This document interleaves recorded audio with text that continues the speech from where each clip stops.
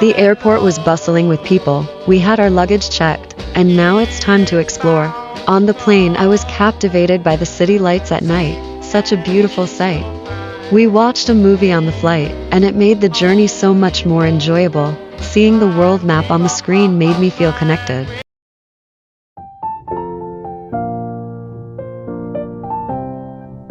Hello guys, எல்லோரும் எப்படி இருக்கீங்க? ஆஃப்டர் லாங் வெக்கேஷன் இப்போ back to UK. So travel journey தான் பார்க்க போகிறீங்க.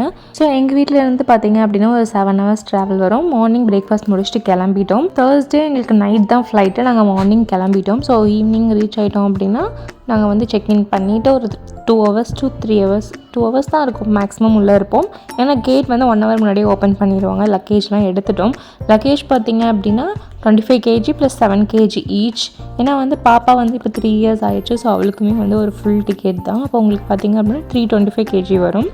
ப்ளஸ் அது இல்லாமல் ஒரு கேபினில் 7 kg வரும். நம்ம கேபினில் ட்ரெஸ் மட்டும் வச்சுருந்தோம் அப்படின்னா கேபின் வந்து செக்இன்லேயே போட்டுக்கலாம். எங்களோட 2 கேபினுமே செக்இனில் வாங்கிட்டாங்க. செக்இன்லாம் முடிச்சுட்டு ஒரு 2 hours இருந்துச்சு கேப்பு. ஸோ டின்னர் வந்து இங்கேயே சாப்பிட்றலாம். போய் அங்கே ஃபுல்லாக சாப்பிட முடியாது ஃப்ளைட்டில் போயின்னு சொல்லிவிட்டு செக்இன் A to Bலேயே நாங்கள் வந்து புரோட்டாவும் பூரி வாங்கினோம். ஃபஸ்ட் கிளாஸாக இருந்துச்சு. பாப்பாவும் நல்லா ஹெவியாக சாப்பிட்டு இப்போ ஃப்ளைட்குள்ளே வந்துட்டோம். ஸோ ஃப்ளைட் பார்த்திங்க அப்படின்னா இதுதான் எங்களோட ஃபஸ்ட்டு எமிரேட்ஸ் ஃப்ளைட்டு. ஸோ செம்ம சூப்பராக இருந்துச்சு. நான் இங்கேருந்து இந்தியா போகும்போது எத்தியாடில் தான் போயிருந்தேன். அது விட எனக்கு எத்தியாடும் பிடிச்சிருந்தது. ஃபுட்டுமே வந்து ஓகேவாக இருந்தது.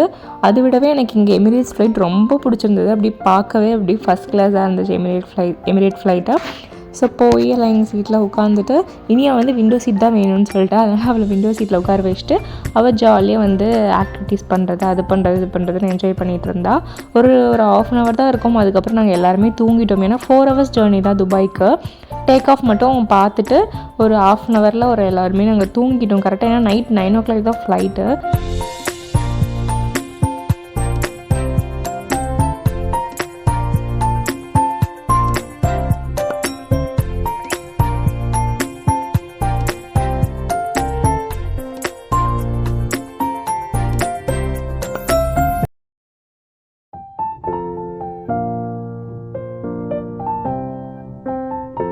ஸோ ஃபுட் பார்த்திங்க அப்படின்னா பிரேக்ஃபாஸ்ட்டு இனியாவுக்கு வந்து கிட் மீல் என்ன கொடுத்துருந்தாங்கன்னு பார்த்தீங்கன்னா ஆம்லேட் கொடுத்துருந்தாங்க வித்து ஒரு வெஜ் கட்லெட் மாதிரி ஒரு பொட்டேட்டோவில் பண்ணது கொடுத்துருந்தாங்க. நெக்ஸ்ட் வந்து fruit salad and cheese cake and butter and ஒரு பன் கொடுத்துருவாங்க. அந்த பன்னில் வந்து ஜாம் வித் பட்டர் அது கொடுத்துட்டாங்க.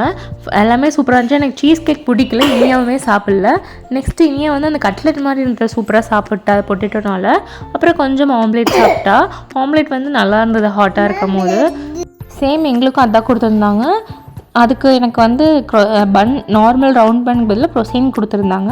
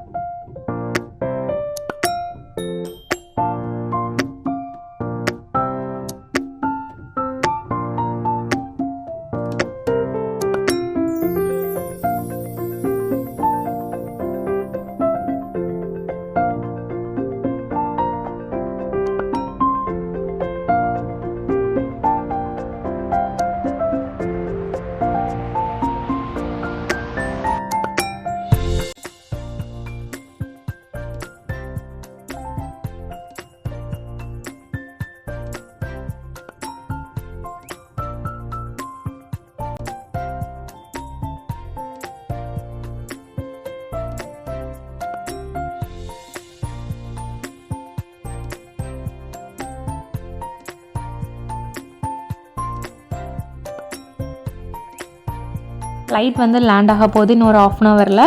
ஸோ மேன்செஸ்டரில் போய் லேண்ட் ஆகிட்டு இமிக்ரேஷன்ஸ் எல்லாம் முடிச்சுட்டு பேக்கேஜ் கலெக்ட் பண்ணிவிட்டு ஒரு 1/2 hour ஆச்சு. 1/2 hour to 45 minutes ஆச்சு.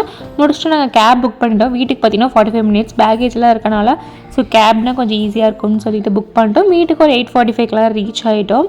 ஸோ ஓரளவுக்கு நீட்டாக அந்த ஜேர்னி முடிஞ்சிருச்சு எங்களது from Chennai to Manchester. So வீட்டுக்கு போயிட்டுருக்கோம். Hope you all enjoyed this vlog and see you on next vlog. Bye bye.